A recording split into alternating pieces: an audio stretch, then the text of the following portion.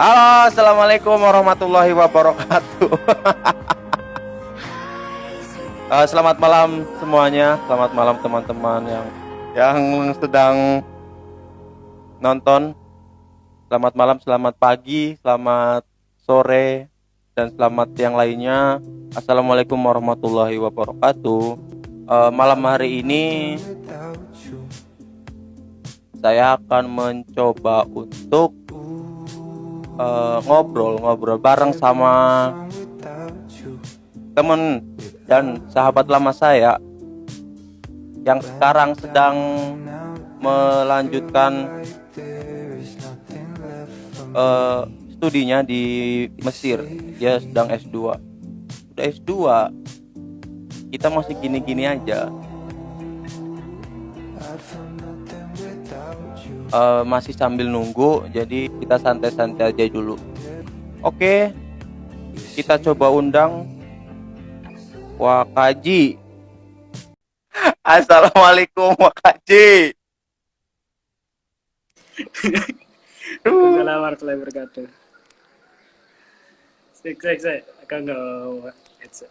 Ya, alhamdulillah malam ini sudah bergabung dengan kita semua Muhammad Afri Muadom, teman lama, teman SD, SMP, sampai saat ini alhamdulillah masih berteman dengan baik walaupun jarang bertemu karena bertahun-tahun di negeri orang. Ya, Benar. udah perkenalan dulu dong, perkenalan. Selamat bergabung semuanya. Ya. Aku perkenalan, Dres. Iya, silakan perkenalkan diri. Bismillah, alhamdulillah, salatu wassalamu ala sayyidina Rasulillah wa ala alihi wa sahbihi wa man wala wala hawla wala quwata illa billah ma ba'd. Ya, saya Muhammad Afri. Teman dekatnya Kaji Rizky Ikhwani. Kaji. Ya, bapak kita berdua dari dulu ya Bang udah berteman gitu ya. Aduh. Dari bapaknya Rizky juga teman bapak saya. Dan itu menurun ke kita.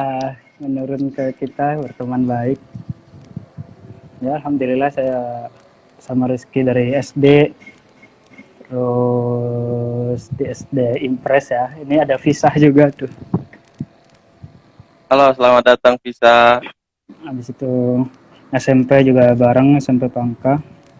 Nah, terus habis itu yang beda di SMA-nya, dia milih SMK sendiri. SMK. Kristek ya? Di BPD. Nah, ya dia SMK, saya ambil Alia, saya mondok. Terus kuliah, alhamdulillah saya berangkat ke Mesir, dia kuliah di UIN. Ya, insya Allah jadi ahli politik. Amin ya Allah. Alhamdulillah. Rizky Gerung.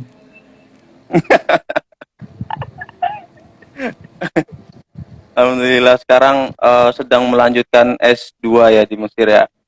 Ya, saya tahun 2019 kemarin bisa lulus. Terus sekarang lanjut di kuliah yang sama, kuliah Dirasat Islamiyah, Fakultas Studi Islam. Saya ambil jurusan syariah. Oke. Jadi teman-teman semuanya yang sedang menonton ini, baik live maupun yang nanti menonton siaran ulang. Jadi Afri ini awal mula kita pengen tahu nih awal mula kisah dari Man menuju ke Mesir itu bagaimana ceritanya? Apakah terinspirasi dari siapa atau kepengen sendiri? Itu silakan boleh diceritain. Ya pertama awal kali mula ya awal mula kisahku ya. Pertama-tama kita saling berpandangan. Asik. Enggak. Ya karena Dulu saya sekolah di sekolah umum, seperti saya jelaskan Ah, tadi, SD, terus SMP, sekolah umum. Terus habis itu disuruh mondok sama bapak kan, dipaksa mondok. Akhirnya belajar ilmu agama, ternyata lebih lebih terasa gitu lah, lebih merasa passion saya tuh di ilmu agama gitulah, bukan di ilmu-ilmu umum alhamdulillah. kayak saya. Jadi pas masuk pondok kelas 1, kelas 2, nah, di pondok saya emang biasa tiap tahun ada sekitar mungkin 5 sampai 10 orang sampai 15 orang lah tiap tahun ngirim ke Mesir. Ya, dari saat itu saya bertujuan gitulah, bertekad seandainya saya lulus nanti terus ada rezeki bisa ikut jejak kakak kelas yang di pondok dulu menimba ilmu di Mesir. Oh, Nah, kenapa pilihannya Mesir? alhamdulillah. Ini pertanyaannya Kenapa tuh? gimana? Ya kenapa pilihannya Mesir? Ya karena di Mesir ini ada Al Azhar Asy-Syarif. Al Azhar muasasah yayasan pendidikan Islam yang Ah, berumur lebih dari 1100 tahun gitu. Dibangun di zaman dinasti Fatimiyah. Kemudian sampai sekarang belum pernah terputus pengajaran yang ada di dalamnya. Pernah terputus ya beberapa tahun gitu, tapi belum pernah terputus secara lama. Makanya disebut jamiah tertua, universitas tertua di dunia gitu, salah satunya ya Al Azhar itu. Jadi oke. keilmuan Islam di sini banyak itulah Riz. Terus dulu saya juga Mm-mm. mondok, banyak dengar-dengar ulama-ulama yang dari Mesir itu Imam Suyuti, apalagi Imam Suyuti ini ya semua santri pasti tahu kitabnya. Tafsir Jalalain, Tibyan itu dari Mesir. Terus Imam Sya'roni juga di Mesir, itu namanya santri kan biasa ngaji-ngaji Ya, kitab-kitab itu.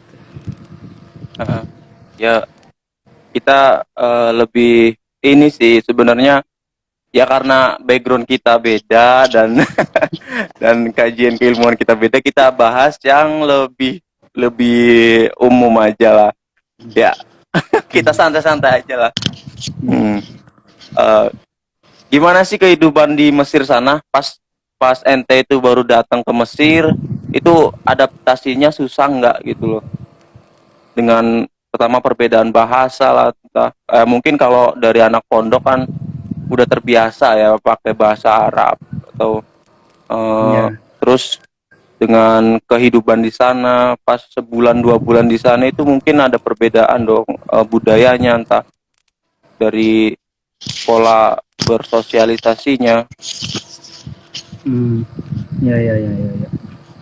Ya kalau secara umum masyarakat Mesir ini kan masyarakat Arab, tetapi saya juga dulu belajar bahasa Arab juga di pondok, juga belajar bahasa Arab, ngomong Arab biasa. Nah, tetapi supaya teman-teman tahu juga gitu ya, bahasa Arab itu berkembang ketika sudah masuk di suatu masyarakat. Bahasa Arab berkembang menjadi bahasa kita sebut amiyah, bahasa pasar. Ya Bahasa nggak pasar, beda jauh sama bahasa Indonesia gitulah. Kita di Indonesia kan iya. kita Heeh. punya bahasa baku yang kayak di buku-buku itu. Tapi kalau kita ngomong, masa kita mau kayak baku gitu? Apakah Nah, kamu sedang paham itu. makan? Nah, tentu saja itu beda. Kita bilang, lu udah makan belum gitu kan? Nah, Heeh. sama di Mesir juga bahasa sehari-hari masyarakat bahasa Amiyah. Jadi berbeda jauh sama bahasa yang saya belajar di pondok dulu gitu. Makanya tentu saja ini sedikit menghambat gitulah, sedikit menghambat adaptasi kita di sini. Walaupun Oh beda dalam gitu. lahjah, iya beda dalam lahjah, tetapi benar lahjah pun bedanya nggak sedikit gitu, bedanya lumayan jauh. Makanya perlu adaptasi. Paling enggak mungkin anak-anak bisa sampai 5 bulan atau paling cepat bisa 3 bulan, tergantung se sesering mana mereka berinteraksi langsung, tergantung sebanyak Hmm, mana mereka berusaha mempelajari bahasa-bahasa pasar. Nah ini sangat iya, iya. penting karena ya mau nggak mau kita harus belajar dengan bahasa umum mereka gitu. Karena ketika kita ngaji di Mesir, beberapa guru, beberapa syekh juga pakainya bahasa pasar itu, bahasa pasaran itu, bukan bahasa yang baku, bukan. Yang bagus. Kalau kita nggak paham, nanti ngaji juga nggak paham dong. Itu. Berarti salah satu tips untuk beradaptasi dengan cepat di sana ya Kak, kita harus bisa bersosialisasi dengan orang-orang sana Benar, gitu ya. Harus sering benar, sesering mungkin ngobrol. benar. Heeh. Ya, harus Untuk berani anak baru berani ke pasar beli barang. eh, Maba gitu ya, maba iya iya. berani ya kayak itu keluar gitu ngadepin orang Mesir ngomong. Nah, kalau untuk inian apa ngomong-ngomong soal pasar nih, estimasi biaya hidup di sana berapa sih per bulan gitu? Dengan adanya kos lah, asrama atau kos gitu, uang jajan, apakah itu Hmm. ditanggung dengan beasiswa ataupun dapat biasanya beasiswa kan ada yang full, ada yang non full gitu ya. Jadi Hmm. kira-kira kisaran estimasi biaya hidup di sana berapa gitu? Antara yang Nah, beasiswa ataupun yang non beasiswa. ya ya. Kalau biaya hidup sendiri ini juga sudah saya diskusiin gitu ya sama teman-teman yang di Jakarta, saya banding-bandingin gitu. Hmm, Ternyata di Mesir ini nggak beda jauh dengan biaya hidup teman-teman mahasiswa yang di Jakarta, bahkan bisa dibilang lebih murah gitu. lebih Misal murah. rata-rata bisa dibilang rata-rata teman-teman di sini misal sebulan berapa, 1.500.000 lah kalau bahasa, kalau rupiahnya 1.500.000 rupiah, itu insya Allah udah bisa hidup sebulan, udah bayar kos, bayar kuota, bayar listrik, semuanya insya Allah 1.500.000 juga murah. Udah cukup gitu loh. Kemudian masalah beasiswa, mayoritas memang teman-teman kita di Mesir ini masih gantung sama orang tua gitu ya, masih dikirim Oh sama gitu. orang-orang tua. Mhm. Iya, dikirim tiap bulan. Tapi beberapa juga ada yang dapat beasiswa. Kemudian ada beasiswa yang sekaligus asrama, makan, terus 1 bulan dapat duit sekitar berapa? 700 geneh, sekitar 600.000. Ya nggak banyak 100.000 ya. juga, ya. Beasiswa di Mesir emang kecil. Ada Tapi juga cukup dong buat cukup, ya cukup itu kan, makan asrama udah ditanggung semua. heeh. Terus ada juga beasiswa dari itu yang tadi asrama itu beasiswa dari Al Azhar sendiri. Beasiswa dari Al Mhm. Azhar biasanya kita nanti kalau tes di sana, nanti yang 20 besar, yang 20 besar tertinggi itu bisa masuk beasiswa ini.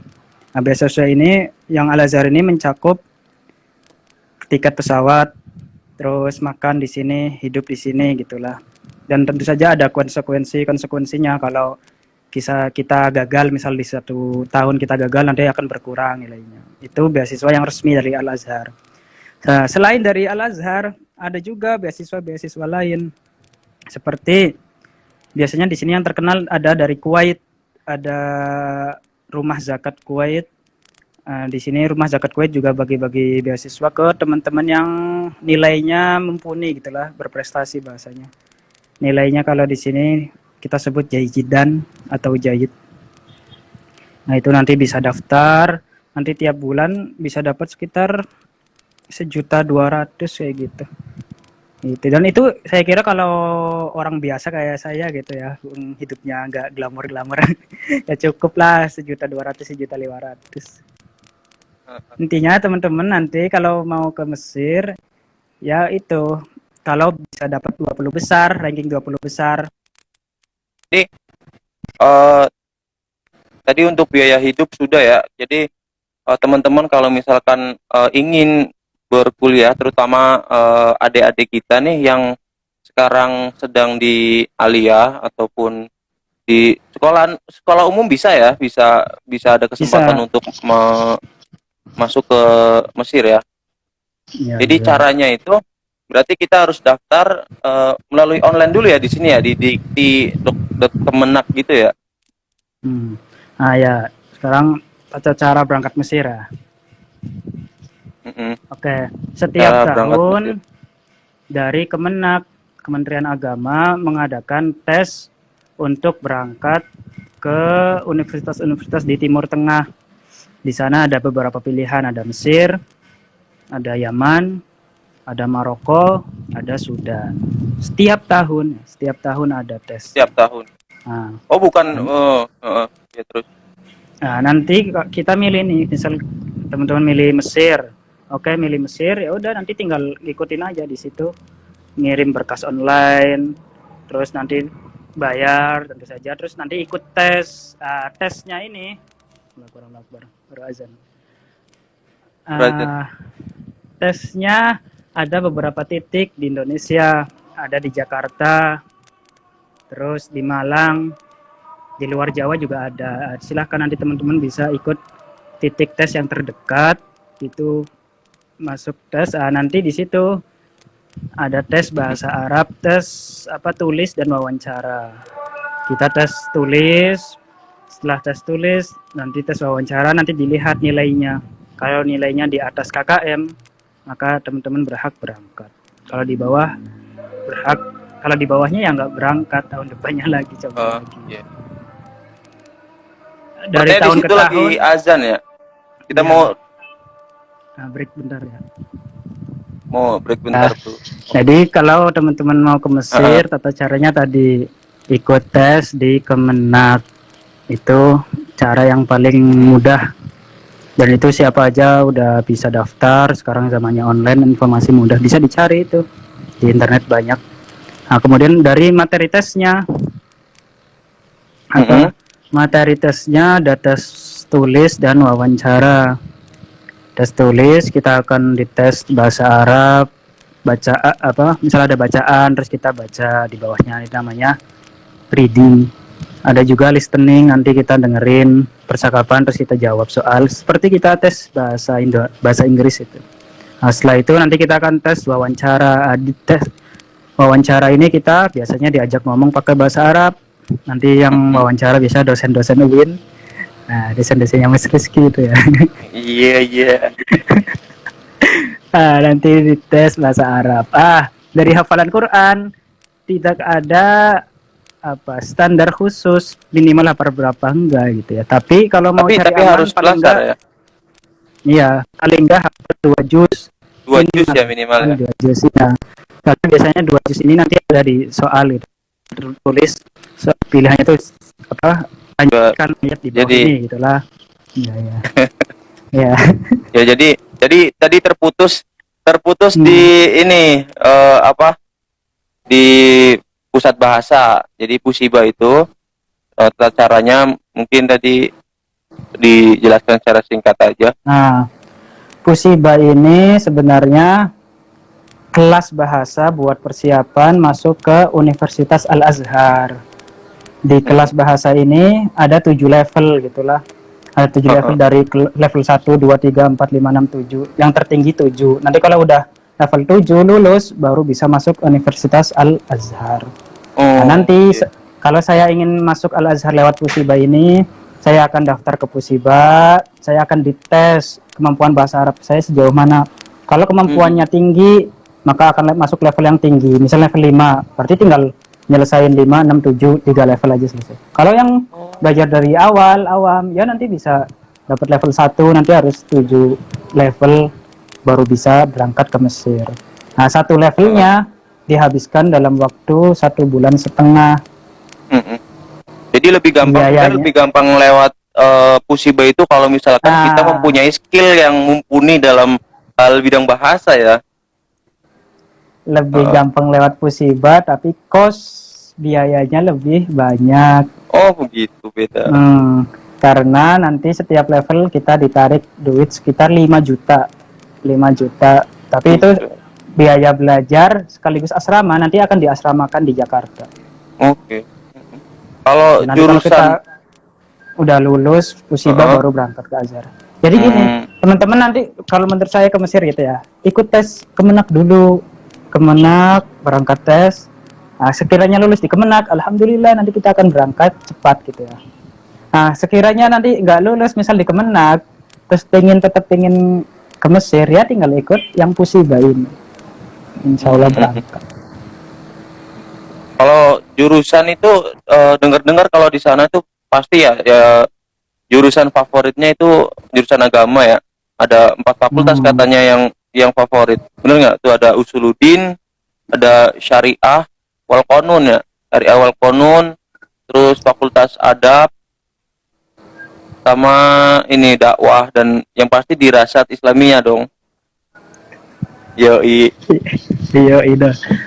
Iya, untuk jurusan sendiri, kalau orang Indonesia ke sini, ya akan belajar ilmu agama. Nah, ilmu agama ada di 5 fakultas itu ya, benar 5 berarti ya. Mm-mm. Syariah, Usuluddin, Adab, Studi Islam sama dakwah. Tetapi kalau di Azharnya sendiri, di Al Azharnya sendiri sebenarnya sama kayak universitas di Indonesia, banyak fakultas, ada kuliah-kuliah umum juga, kuliah Ada kedokteran, fakultas umum juga ya. fakultas kedokteran, fakultas pertanian, fakultas engineering, farmasi, semuanya ada. Cuman kalau kita ke Mesir, ya mayoritas mesti untuk belajar agama gitu. Agama, Kalau ya. ke Mesir ingin belajar kedokteran, ya menurut saya pribadi kurang tepat lah, Kurang karena afdol ilmu, ya. ilmu kedokteran di Indonesia lebih bagus, atau ilmu politik di Indonesia juga lebih bagus. Oh, oh. Kalau sistem pembelajaran di kampus sono gimana tuh? Sistem pembelajarannya kan Ya, apakah ada makalah, skripsi kalau udah semester akhir atau hmm, gimana tuh? ya, ya perlu teman-teman ketahui juga. Nih kalau yang minat ke Mesir nih, Mesir ini bukan negara maju gitu ya. Mesir ini bukan negara maju kayak kalian bayangkan di Turki atau di mana.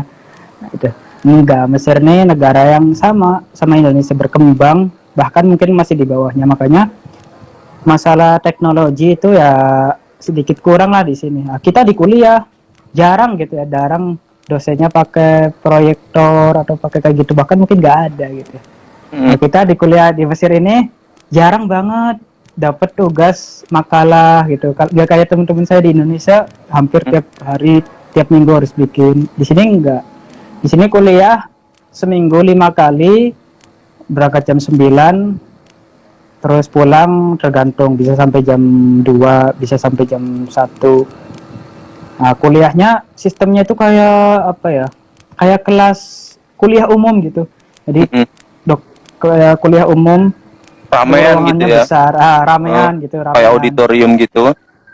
Gitu ya. Jadi dosennya nerangin, kita cuma dengerin doang udah gitu. Kalau jam Skripsi, kuliahnya bagaimana tuh?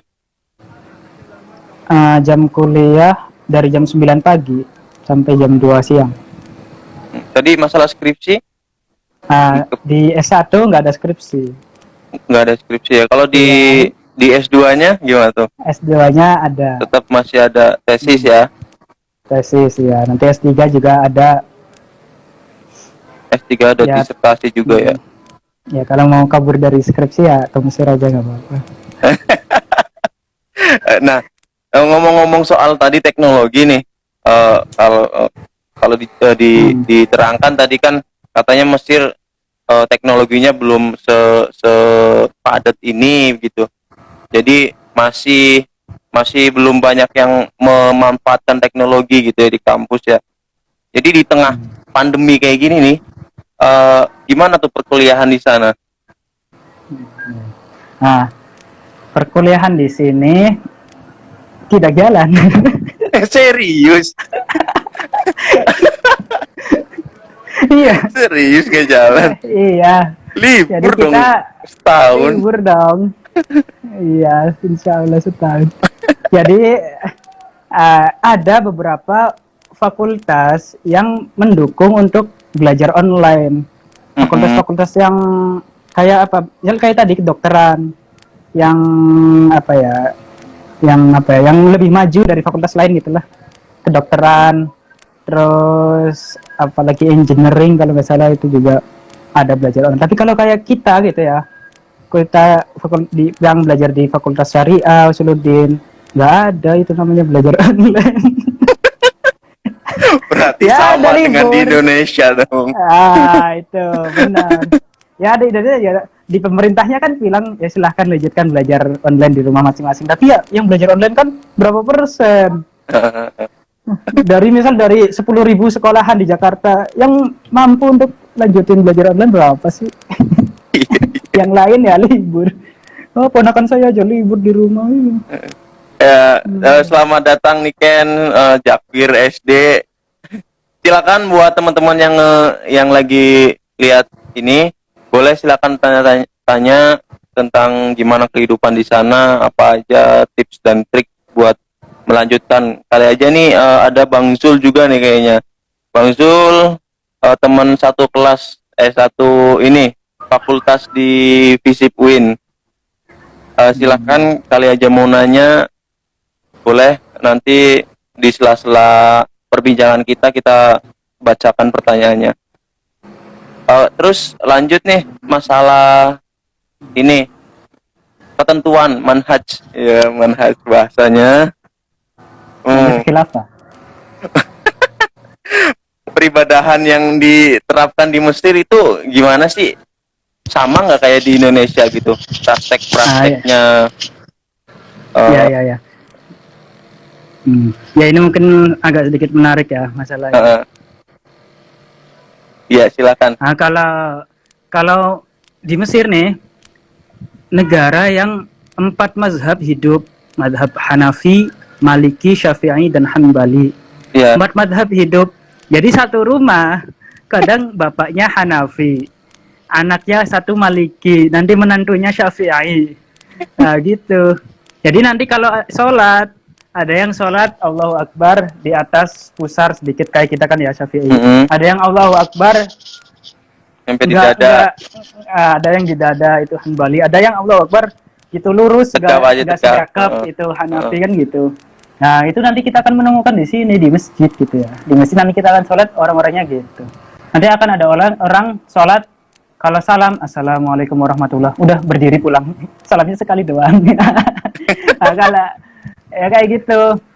Nanti ada yang kalau wudhu nanti kepalanya dibasuhin semua, dimasukin pancuran gitu, dibasuhin kayak mandi gitu. Ya karena beberapa mazhab, ada mazhab yang mewajibkan semua gitu. Jadi dari peribadatan di sini sangat bagus, makanya itu sangat mendukung anak-anak yang belajar ilmu agama. Di sini kita akan diajarkan toleransi. Oh, ternyata saya nggak bisa menyalahkan gitu aja. Masalah nih, misal satu nih, masalah anjing gitu ya. Anjing kayaknya katanya di sana banyak populasi anjing ya, seperti kayak di sini tuh kucingnya, kucing dari tiap rumah tuh pasti ada gitu ya. Itu gimana tuh? Benar. Di masalah anjing di sini biasa gitu ya, kayak kucing. Orang-orang terus di jalanan gitu pada makan di tempat sampah. Ya karena di satu madhab, di madhab Maliki itulah, anjing itu dia najis bendanya saja, anjingnya gitu, dagingnya nggak boleh dimakan. Tapi kalau kayak air liurnya, atau bukan air liurnya juga najis, cuman dia nggak boleh dimakan aja gitu. Kalau kayak kita kan nggak, kita kan kalau Syafi'i di Indonesia kan kalau kejilat aja nanti harus dicuci 7 kali, satunya pakai debu. Kalau mereka nggak, mereka selagi anjingnya ini kering, mereka elus-elus gitu, nggak apa-apa, soalnya nggak najis. Yang najis ini sesuatu yang basah saja, keringat, kencing, air liur. Mazhab Maliki seperti itu. Ini ada pertanyaan mereka, dari Bang Zul ntar. Ini. Makanya dulu. Masalah anjing ya biasa di rumah-rumah. Ya ini kalau kayak mereka ya orang Maliki ya biasa gitu anjing. Tapi kalau kayak kita misal orang Syafi'i terus ada anjing ya nanti biasanya orang Mesirnya paham gitu, nanti dijauhin sana, jangan biarnya nggak jilat gitu. Ya, ini ada pertanyaan dari Bang Zul nih, kalau kuliah di Mesir biayanya berapa sehari? Mahalan di Mesir apa di Indo? Tadi udah kita bahas sih, cuman boleh dijawab lagi. Ya, secara umum kalau dibandingin sama di Indonesia, khususnya di Jakarta, di Mesir tidak beda jauh, bahkan bisa dikatakan lebih murah tadi. Seandainya teman-teman bisa sebulan ada 1,5 juta misalnya, ya hidup di sini, hidup dengan mulia. Ya masalah kuliah juga masalah nih. Kita nggak ada SPP gitu ya, nggak ada SPP per semester. Itu. Jadi langsung setahun ya. Gitu. Nggak, gratis. Oh, karena beasiswa. Ya, semua orang asing yang kuliah di Fakultas Ilmu Islam yang 5 tadi, semuanya mendapat secara otomatis dapat beasiswa dari Al-Azhar. Setiap semester nggak bayar. Gitu. Oke, begitu Bang Zul. Jadi lebih murahan di sana. Cuman ya mahal karena kita harus pas awal berangkat dan mungkin awal berangkat ya, buat Pas awal pulang berangkat semua beralih. kan berarti kita nanti beli tiket pesawat, kita beli visa, izin tinggal. Izin tinggal Sekitar itu kalau harus diperpanjang atau ya izin sekalian tinggal langsung 5 tahun enggak, setiap tahun kita akan mengurus, biaya pengurusannya perpanjangan? murah sekitar 300 ribuan. Oke. Oke. Tapi kalau dari Indonesia itu agak mahal. Untuk sekali berangkat, misal saya udah diterima nih di tes Kemenak, udah pasti berangkat. Oke, nah berangkat nih mungkin zaman sekarang udah 16 jutaan lah, 16 juta atau 15 juta. Cuman sekali doang, habis itu ya kita hidup di sini udah. Yang penting bayar kos sama biar makan. Masalah kuliah udah gratis. Mm-mm. Oh iya nih, kalau masalah makan ya nih, saya baru keingat juga. Kan kalau di Indonesia kan kita makanan pokoknya ini nasi ya. Kalau di sana katanya ini kayak roti gitu, gandum atau roti gitu. Itu gimana tuh menyesuaikan makanannya? Atau di sana ada makanan-makanan khusus orang Asia? Nah, ya, untuk makanan pokok penduduk asli Mesir sendiri adalah gandum yang dibikin roti.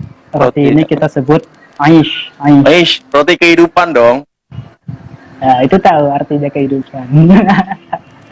Aish. Jadi man lam yakul aish lam yaish. Yang belum makan aish ini belum hidup. Belum Kata hidup. mereka gitu.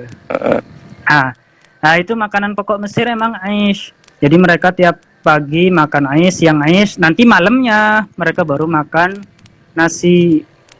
Itu berapa tuh sekali makan tuh? Kalau Aish dirupiahin. itu murah sekali, satu porsi mungkin 7.000 nggak sampai 7.000 10.000. rupiah itu ya. Iya rupiah. Kayaknya nggak ada lah mahasiswa Indonesia yang makan aish tiap hari, nggak Nggak ada. Mungkin kita makan aish seminggu 2 kali, seminggu 3 kali kalau bosan sama nasi. Nah, terus gimana dong? Ya udah, kita di sini setiap kos akan bikin jadwal masak. Kita gitu. bikin jadwal masak. Ini yang bikin di Mesir lebih murah juga. Kalau teman-teman di Indonesia kan saya dengar gitu kan kebanyakan makan ke warteg, ke Makan ke warteg. warung gitu ya. Oke. Itu kan bikin mahal tuh.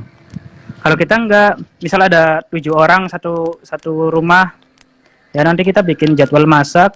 Semua bahan-bahan ada, bawang merah, bawang putih, beras. Beras harganya sama kayak di Indonesia, sekilo 10.000. Gitu. Jadi kalau makan ya kita masih kayak makanan Indonesia, cuman masakan temen gitu, dimasakin temen. Ada Indomie nggak di sana, Indomie? Indomie ada dong. Indomie ada dong. Indomie is Indomie- everywhere. Di sini ada pabriknya.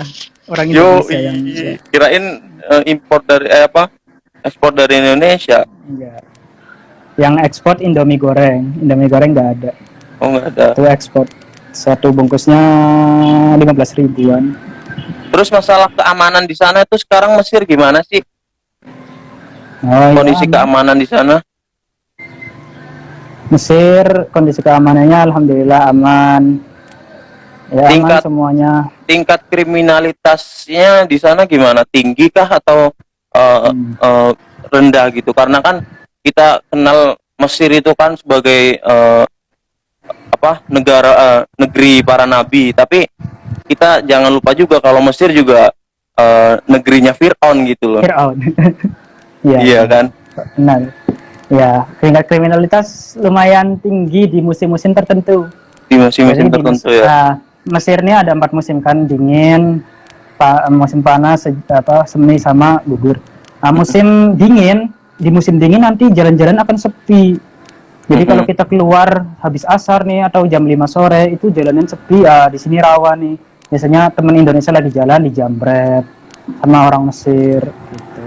Tapi kalau selain sepi, selain musim dingin, insya Allah aman-aman aja. Ya kalau ini nggak beda jauh sama Jakarta gitulah. Iya, Ya kita iya. juga kadang banyak juga teman-teman yang lagi di bis terus HP-nya di tas tiba-tiba hilang gitu kan. Jakarta juga gitu kan, Tris? Masih ya sama aja kayak gitulah. Masih kan copet gitu. Iya. Bahkan di sama sini juga kemarin gitu. sempat kehilangan motor. Dan itu waktunya Oh. singkat banget, singkat. Ada orang baru keluar terus masuk bentar, motor langsung hilang. Kemarin persis Si- sore. Terus emang punya kunci itu orang. Ya kalau pencuri kan bisa aja kan, maksudnya ada 1000 cara untuk melancarkan aksinya. Dia pakai kunci apapun juga bisa, maksudnya pakai kunci T untuk menjebol juga kan bisa kalau kriminal yang di Indonesia udah pada pinter lah. Jadi ya begitu. Ya di Mesir keamanannya lebih rendah dari Indonesia. Kita juga kalau seperti itu. Nggak, kita di sini naruh motor nggak cukup cuma dikunci setang gitu, nggak cukup, harus digembok sama tiang atau sama apa gitu. Oh begitu. Keamanannya ya orang Arab gitulah. Itu di situ ada, berarti ada 4 musim ya di situ ya. Kalau musim dingin itu ada salju nggak sih? Enggak ada salju. Kali aja kan ada. Kalau katanya kalau ada salju ini ya dong apa, tanda-tanda hari kiamat. Iya itu. Kalau ada salju kasihan tukang cendol kan nggak laku. Oke. Mungkin ya perbincangan kita walaupun nggak terlalu padat, nggak terlalu menarik, apapun yang kita bahas, setidaknya ada silaturahmi di antara kita. Buat teman-teman yang tadi belum sempat nonton dari awal, mungkin nanti bisa lihat cuplikannya di IGTV ataupun di YouTube, nanti saya upload juga. Ya begitu, mungkin ada pesan-pesan yang ingin disampaikan buat teman-teman kita yang sekarang sedang menempuh studi, ataupun buat adik-adik kita yang sebentar lagi ingin melanjutkan kuliah, entah itu di Mesir ataupun di Indonesia itu sendiri. Ya. Ya apa ya, sama mahasiswa Tegal. Mas Mike ini selebgram dari Brebes ini. Allah Akbar. Ya, pesan saya buat teman-teman mahasiswa atau yang seangkatan gitu ya, yang dimanapun, teman SD juga, Rizky, ya dimanapun kita ditempatkan, kita berusaha menjalankannya dengan sempurna gitu ya. Dalam bahasa agama itu kita sebut dengan itqan, al-itqan. Baginda Nabi SAW mengatakan Allah itu suka apabila seorang hamba beramal, maka beramal dengan itqan, beramal dengan sempurna, artinya dengan maksimal. Karena kita ini kan semuanya kan sebagai saudara Indonesia, bangsa Indonesia, jadi juga sebagai umat Islam ini kita seperti apa? Seperti mesin gitu ya, seperti mesin mobil lah, seperti mobil. Nggak semuanya harus belajar ilmu agama, nggak semuanya harus berada menjadi mesin misalnya, enggak ya, harus ada yang jadi baut, harus ada yang jadi roda, harus ada yang menyetir. Nah, seperti itu. Makanya kita ya udah, kita buat maksimal di bidang kita masing-masing. Maksudnya gimana? Nggak harus apa ya? Kita itu kalau jadi orang yang beragama, nggak harus orang belajar agama gitu, enggak ya. Nggak harus kita kalau ingin jadi orang yang beragama, konsekuen dengan agama, kita harus belajar agama. Nanti saya mah nggak mau jadi orang yang beragama, orang saya kerja kok, orang saya kerjanya di apa, misalnya di restoran gitu, enggak. Di barista enggak. Itu Lumek yang jadi businya. Jadi enggak, kita ajaran agama ini kan kalau yang wajib-wajib saja kan mudah, semuanya bisa. Sholat 5 waktu, perempuan menutup aurat, ya itu mudah. Kalau masalah kayak wirid, zikir, tambahan, ya itu biarkan yang santri-santri itu yang melakukannya. Kalau kita, orang yang bekerja nih, saya misal bekerja, ya wirid kita, ibadah kita ya kerjanya itu sendiri gitu ya. Kerjanya itu sendiri kita niatkan sebagai ibadah, dan itu pahalanya besar sekali itu. Kita bekerja bantu orang tua, kita belajar kedokteran supaya nanti bisa membantu orang, kita belajar, kita kerja untuk menafkahi istri, itu boleh jadi gitu ya.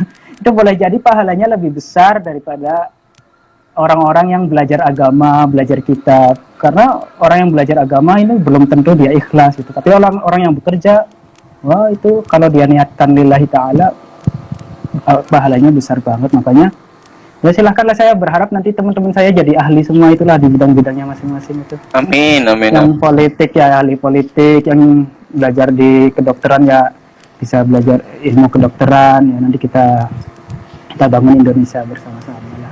Amin. Oke. Ini ada pertanyaan lagi nih, Bang Wakaji. Di sini ada teman saya namanya Ayu, dia lagi cari calon orang Mesir. Ya, orang Mesir boleh. Oke, intinya begitu, apapun pekerjaan kita, apapun profesi kita, jangan tinggalkan ibadah dan selalu niatkan apapun dengan ibadah, begitu ya. Ya mungkin sudah sejam lebih kita ngobrol bareng di sini berdua, dan teman-teman semuanya yang nonton tadi sudah sempat nonton. Terima kasih. Yang baru datang, nanti mungkin bisa lihat di tayangan ulang di IGTV. Iki ini calonmu ya, Riz? Iki itu ya, semoga ini saja tersemogakan. Aduh, cepet-cepet minta dinikahin yakin. Mbak Iki ini pesan saya buat Anda ya. Minta cepet-cepet minta dinikahin itu Rizky itu. Udah baru nonton katanya, baru pada nonton, udah lama, kita udah 1 jam lebih, kalian baru nongol. Ya intinya itu pesan-pesan buat baru pada nongol nih. Ini senior kita semua nih, yang alhamdulillah udah tahunan di kampus. Ada Bang Ardiansa Fadli itu udah tahunan itu. Udah sekarang dia jadi YouTuber. Ya Allah. Ya ini semoga juga bentar lagi nih Rizky Kobusir kan. apaan? Ya semoga apapun yang kita minati, apapun yang kita usahakan menjadi berkah. Semoga ya semuanya dalam rahmatnya lah. Gitu. Amin. Ya, semoga semua selamat. Kita berhasil melewati pandemik ini dengan selamat dunia dan selamat agamanya. Amin. Semoga ilmu-ilmu yang disampaikan, yang didapatkan oleh mahasiswa teman-teman, ya semoga teman-teman yang sedang menempuh pendidikan di Mesir nantinya pulang di Indonesia bermanfaat bagi umat negara Kesatuan Republik Indonesia, yang akan menebarkan manfaat bagi masyarakat. Begitu. Ya Untuk terus pesan dari saya gitu. Ya silakan. Ya. Waalaikumsalam warahmatullahi wabarakatuh. Waalaikumsalam Mas Nova. Ya, ya lanjut. Dari saya juga ya, semoga teman-teman kita yang dimanapun Allah menempatkan kalian ya, di sisi manapun, artinya di bagian apapun, ada yang jadi dokter, ada yang jadi pekerja, ada yang belajar, ada yang masih dikasih kesempatan buat belajar, ya mari kita sama-sama